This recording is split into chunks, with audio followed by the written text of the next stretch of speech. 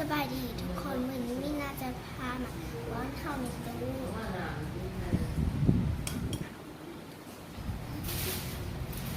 เอาประมาณซัมนี่เด้อ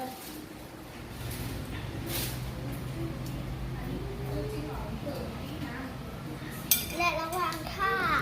ในตู้ทำข้าวมิน่าจะพามาเบิ่งแซนด์วิชที่แม่มิน่าเฮ็ดให้และมิน่าไปวัดมาได้ของอย่าหลายเลยเดี๋ยวมิน่ากินขนมท่าแม่โอเคเปิดแล้วเนาะคำต่อไปเขาก็คือใหญ่นิดนึงเลยใหญ่นิดนึงแบบซัมนี่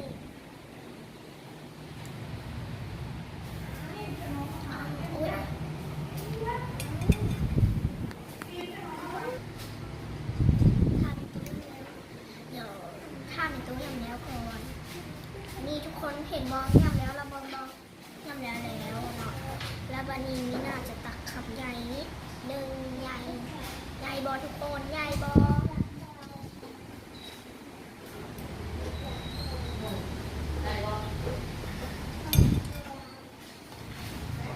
แม่ไม่ต้องทวดของมิน่าเลยมิน่ากำลังป้อนข้าวมาทุกคนแถวยาวออกแล้วอันนี้แม่ตู้ทวดของมินาด้วยเป็นแม่ของตู้หน่อยเป็นแม่ของย่าหน่อยเป็นแม่ของย่าพ่อเป็นแม่ของพ่อของมินาเองต่อไปเขาก็จะป้อนอีกอันนี้คำใหญ่สุด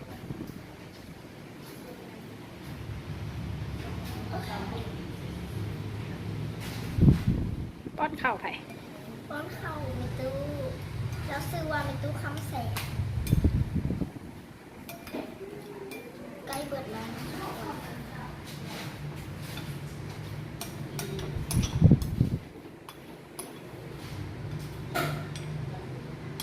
ระหว่างนี้เบิ่งมีกินแซนด์วิชเยอะ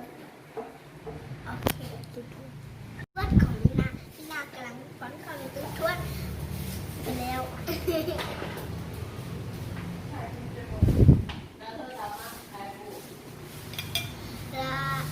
ตู้ทวดของมินาสิวันมีตู้คอมแสบมีตู้ทวดเบื้องหลังนะที่มันคือเขาลืมนะโดยที่แม่ก็ต้องบอกว่าโอเค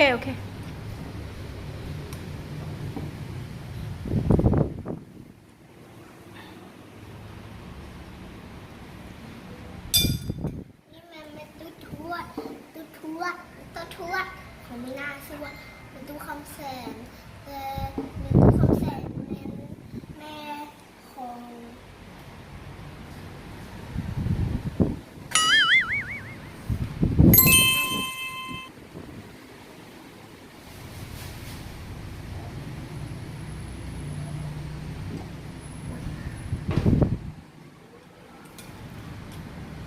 ตอนขับตอน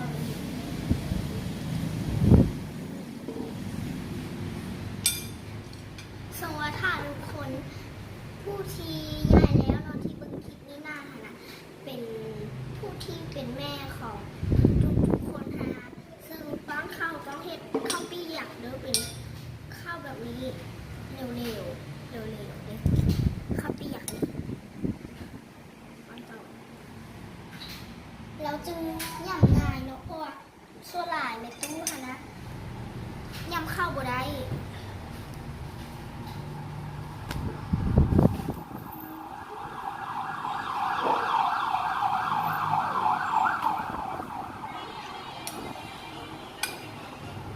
เมตู้คำแสนกับเป็นเมตู้ทวดเด้อเมตู้ทวดมันโบมันซื้อหรอกแต่ซื้อมันเมตู้คำแสน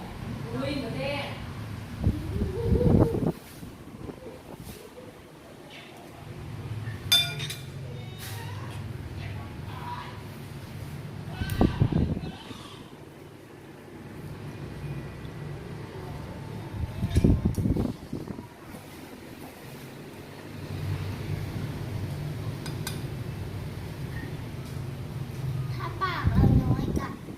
เฮ็ดคำน้อยประมาณนี้เนาะจะเฮ็ดให้เบิ่ง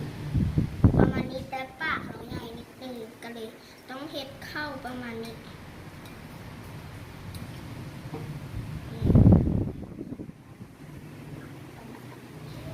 ให้อย่างละอย่างก่อน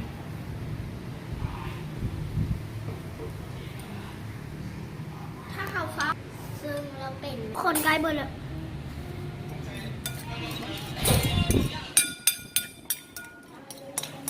แล้วลูกไปใส่ปาก ทุกคนใกล้เบิดแล้วเด้อนี่เห็นบ่อย่าป้อนต่อ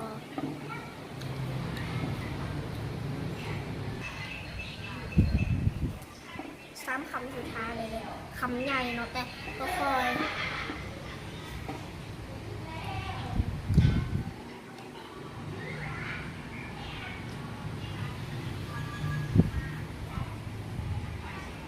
กับปากก่อน ไปดูก็ไปขัวตัวนี้ก็ไปขัวก็อยู่จ้า แม่ไม่จ่ายแล้วถูกกระปุกออมสินไม่จ่าย ทุกเลยดิทุกไปซื้อโทรศัพท์เลยไปเฮ็ดเท้าอ่ะไปเอาหัวให้เยี่ยมปีนี้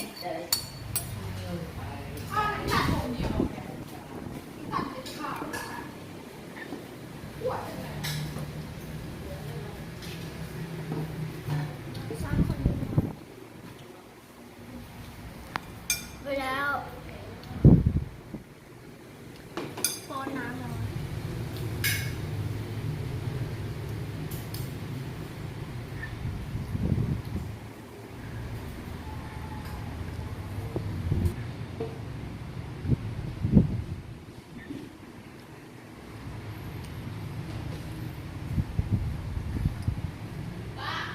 มองหัวหรือเอาขี้มะพร้าวลงมะพร้าวลง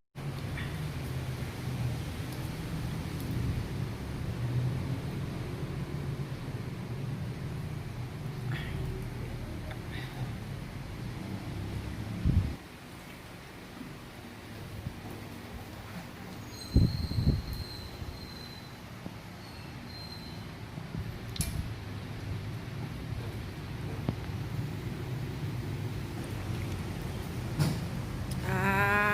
อืม